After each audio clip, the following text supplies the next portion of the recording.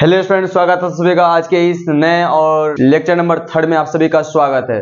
दोस्तों, आज के इस लेक्चर में हम लोग पढ़ने वाले हैं जैव प्रक्रम का लेक्चर नंबर 3, जिसका टॉपिक है अमीबा में पोषण। दोस्तों, हम लोग पिछले लेक्चर में पढ़े थे जैव प्रक्रम। जैव प्रक्रम के अंतर्गत हम लोगों ने बहुत सारी बातें किया था।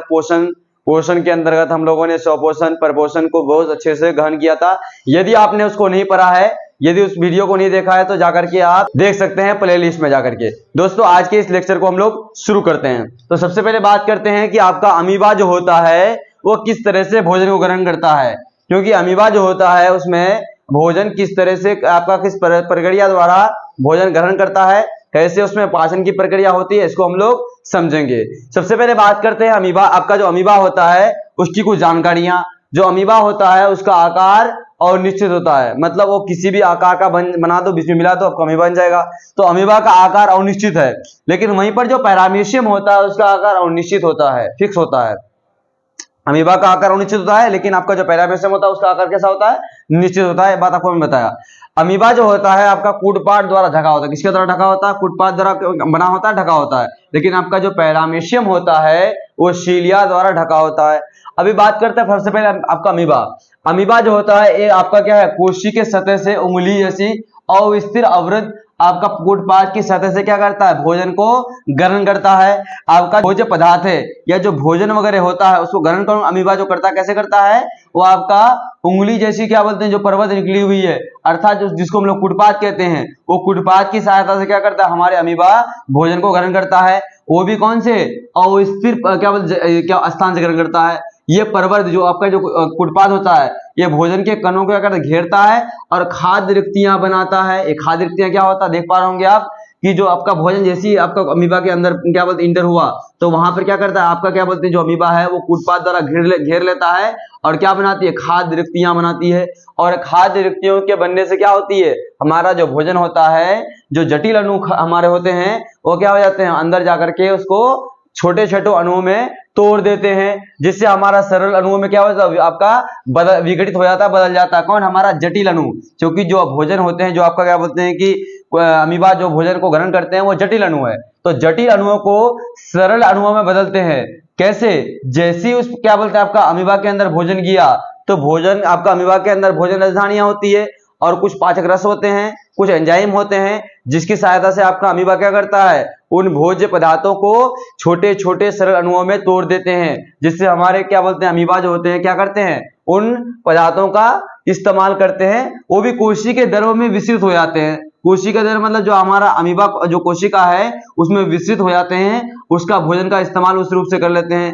लेकिन जो अमीबा जो भोजन करता है कुछ ना कुछ बच जाता है, अर्थात क्या बोलते हैं जो अनपचा भोजन होता है या जो उत्सर्जित पदार्थ होता है, जो बेकार पदार्थ अमीबा के अंदर बनते हैं, उसको क्या करते हैं? कोशिका क्या करते हैं? मतलब आपका जो अमीबा है वो कोशिका की सतह से प्लाज्मा लेमा द्वारा बाहर निकाल देते हैं। अब बात है कि आपका जो अमीबा है वो एक कोशिकीय जीव है। अब एक कोशिका पे सारा का सारा काम एक ही कोशिका करेगा, क्योंकि दो बहुकोशिका होगा तो दूसरा कोई काम होगा, वहां पर श्रम का विभाजन होगा। लेकिन ये अकेली कोशिका एक कोशिकीय जीव है, तो इसलिए बात है ये सारा का सारा काम एक ही कोशिका द्वारा होगा। तो आपका अमीबा जिसमें जैसी भोजन क्या करता है? अंदर आता है, तो आपका उसका इस्तेमाल आपका कौन करता है? अमीबा ही आपका कर लेता है। वो भी क्या? भोजन राजधानी की सहायता से क्या करता है? भोजन को आपका पचा लेता है। लेकिन जो अनपचा भोजन होता है, जो आपका अपचय भोजन होता है, उसको क्या करता है? प्लाज्मा लेमा द्वारा और विसरण प्रक्रिया द्वारा क्या करता है? बाहर निकाल देते हैं। अब आगे समझिए, आप इस चित्र को देखिए। आप इस चित्र में देख पा रहे होंगे जो अमीबा है उसका आकार अनिश्चित है। आप तेरा मेरा कुछ बना दो, बीच में क्या बोलते केंद्र दे दो, आपको अमीबा बन जाएगा। अब अमीबा जो है वो क्या करता है? भोजन को कैसे अपने क्या बोलते हैं कि अपने अंदर लेता है और कैसे उसको ग्रहण करता है समझते हैं। जैसे अभी आपका अमीबा है, अमीबा के अंदर जैसे क्या बोलते हैं दूसरा वाला स्टेप में क्या हुआ? आपका भोजन नजदीक आया, ये इसको बोलते खाद्य पदार्थ या भोजन बोलिए।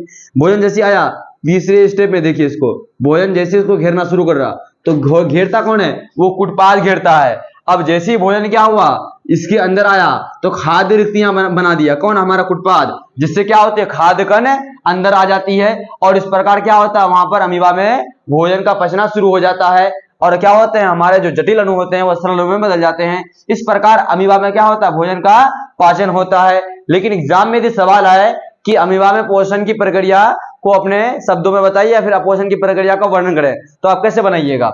ये फिगर सबसे लास्ट में बनाइएगा, लेकिन सबसे पहले लिखिएगा अमीबा में पोषण 3 चरणों में पूरी होती है। पहला अंतःकरण, दूसरा पाचन, तीसरा बहिष्करण। पहला स्टेप में क्या होता है, आपका अमीबा भोजन को ग्रहण करता है, वहीं पर दूसरा स्टेप में क्या करता है, जो भोजन अमीबा के अंदर गया है वो पचाता है अर्थात पचता है, पाचन की प्रक्रिया दूसरे स्टेप पूरा होता है। तीसरे स्टेप में क्या होता है, जो अपचय भोजन होता है, जो उत्सर्जित पदार्थ होता है, उसको बाहर प्लाज्मा लेमा द्वारा शरीर से बाहर निकालता है। तो तीन स्टेप में, तीन आपका क्या बोलते हैं चरणों में क्या होती है, अमीबा अपने पोषण की प्रक्रिया को पूरा करते हैं।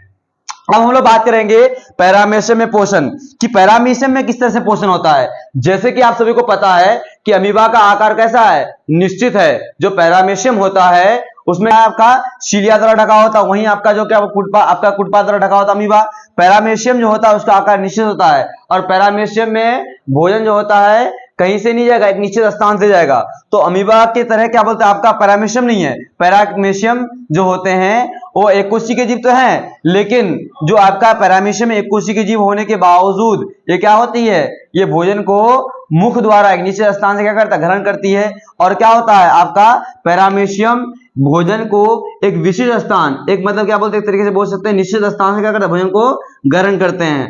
अब यहां से मन में सवाल आता होगा आपका कि सर जो अमीबा है और जो पैरामीशियम है उनके बीच क्या अंतर है। मैं आपको समझा रहा हूं और फिर आप मुझे इस दोनों का अंतर आप मुझे कमेंट बॉक्स में बताइएगा। मैं आपको सवाल लिख के देता हूं। सवाल क्या है कि सर जो अमीबा होता है, जो आपका अमीबा है और जो पैरामीशियम है, अमीबा एवं पैरामीशियम,